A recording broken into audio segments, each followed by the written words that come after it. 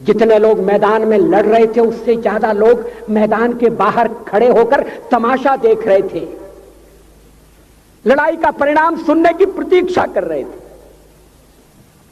देश के भाग्य का निर्णय होने जा रहा था, मगर उस निर्णय में सारा देश शामिल नहीं था। विदेश मंत्री के नाते मैं अफगानिस्तान गया था। आपको सुनकर ताज्जुब होगा, अफगानिस्तान के अपने मेजबानों से मैंने कहा मैं गजनी जाना चाहता हूं, गजनी।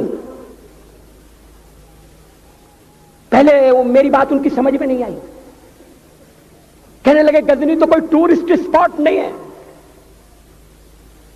गजनी में कोई 5 स्टार होटल नहीं है, गजनी में आप जाकर क्या करेंगे, गजनी में आप जाकर क्या देखेंगे। मैं उन्हें पूरी बात नहीं बता सकता था। मेरे हृदय में कहीं गजनी कांटे की तरह से चुभ रहा है। जब से मैंने गजनी से आए एक लुटेरे की कथा पढ़ी है और किशोरावस्था में पढ़ी है, मैं देखना चाहता था वो गजनी कैसा है। आपको सुनकर ताज्जुब होगा, महमूद गजनी का अफगानिस्तान के इतिहास में कोई स्थान नहीं है।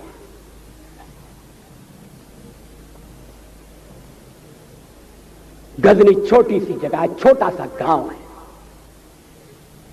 कल्पना करिए, सैकड़ों साल पहले वहां धूल उड़ती थी, झोंपड़ियां थी, मगर एक लुटेरा लुटेरों को इकट्ठा करता हुआ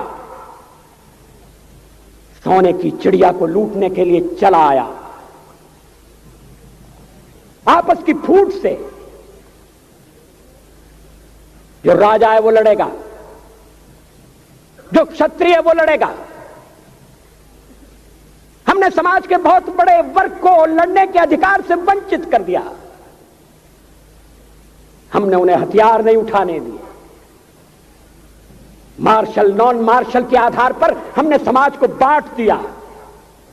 वो लुटेरा सोमनाथ के मंदिर तक चला गया।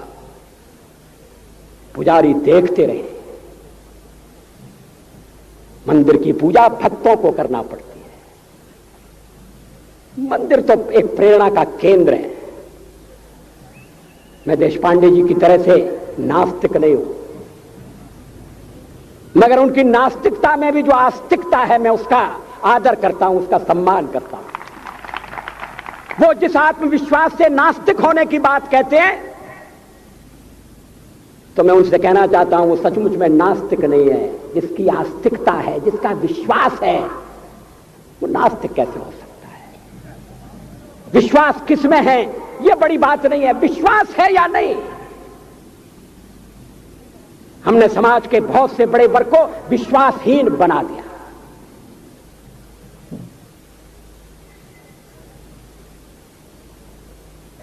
लोगों ने हथियार नहीं उठाए, वेद पढ़ने के दरवाजे बंद कर दिए। इसलिए हम पादाक्रांत हुए। अफगानिस्तान में मैंने एक बात और देखी।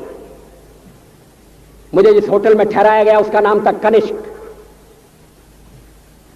अफगानिस्तान एक मुस्लिम देश है। मुझे बड़ा ताज्जुब हुआ। मैंने कहा कनिष्क यहां कहां से आया? तो मेरे साथ अफगानिस्तान के विदेश मंत्री थे। मैंने कहा कनिष्क आपका कौन लगता है, कनिष्क से आपका क्या संबंध है? कहने लगे कनिष्क हमारा पूर्वज है, कनिष्क हमारा पुरखा है। He was one of our forefathers। मैंने कहा तब तो हमारे आपके पुरखे एक हैं। अफगानिस्तान के लोगों ने उपासना पद्धति बदली है, संस्कृति नहीं बदली। आज के भारत के परिवेश में यह सुनने के बाद थोड़ा विचित्र लगता है। हमारे यहां तो धर्मांतरण के साथ राष्ट्रांतरण होता है, ऐसा दृश्य दिखाई देता है। पड़ोसी देशों में ऐसा नहीं हुआ।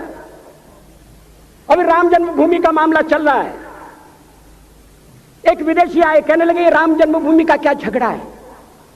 हमने कहा इस पर विवाद हो रहा है कि श्री राम कहां पैदा हुए थे, और जहां पैदा हुए थे वो स्थान उनके मंदिर के लिए प्रयुक्त किया जाए या न किया जाए। वो इंडोनेशिया से आए थे। वो मुसलमान है। कहने लगे हम तो समझते थे कि राम के लिए सारे भारत में आदर होगा, सम्मान होगा। हमने कहा ये आपने कैसे समझा?